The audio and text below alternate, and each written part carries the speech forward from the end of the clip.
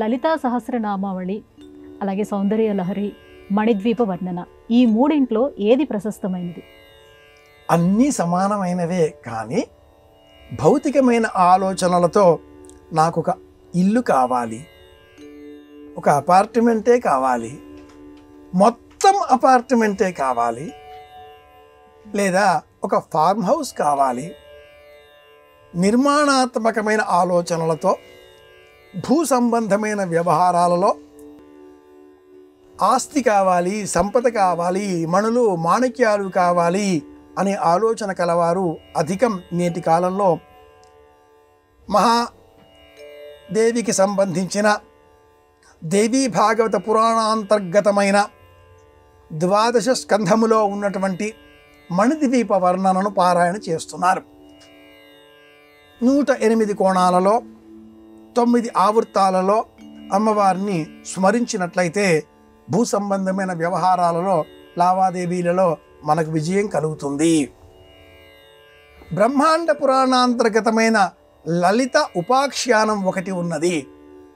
అలాగే లలిత సంబంధంగా చెప్పబడ్డ సహస్రనామావళి కూడా బ్రహ్మాండ పురాణాంతర్గతమైనదే.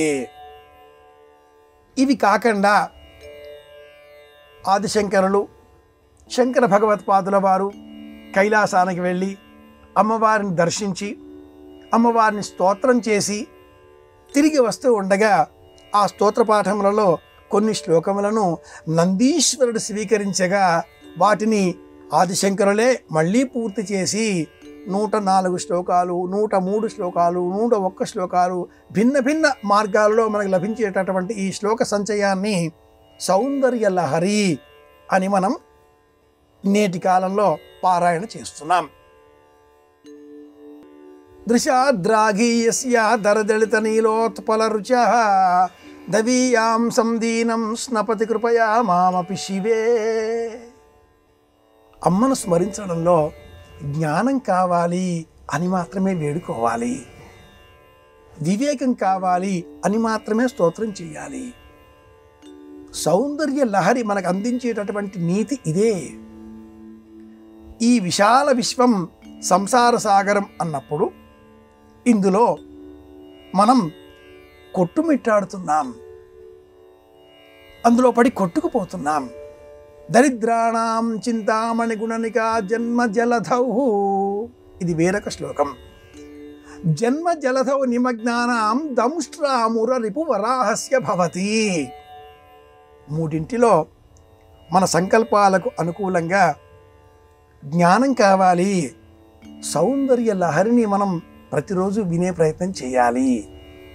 మోక్షం కావాలి, లలితోపాఖ్యానాన్ని వినాలి, లేదా సులభ రూపంలో బ్రహ్మాండ పురాణాంతర్గతమైన లలిత సహస్రనామావళిని వినే ప్రయత్నం చేయాలి. భౌతికమైన విషయాలు మనకి ఇంకా చాలా ఉన్నాయి, మణిద్వీప వర్ణన చేయాలి. అన్నీ ఒకే విధమైన ప్రయోజనాన్ని చివరికి అందిస్తాయి, కానీ భౌతికంగా వాటి వాటి స్థితిగతులు వేరు కనుక మన సంకల్పాలకు అనుకూలంగా ఆయా సాధనలను మనం అనుసరించాలి.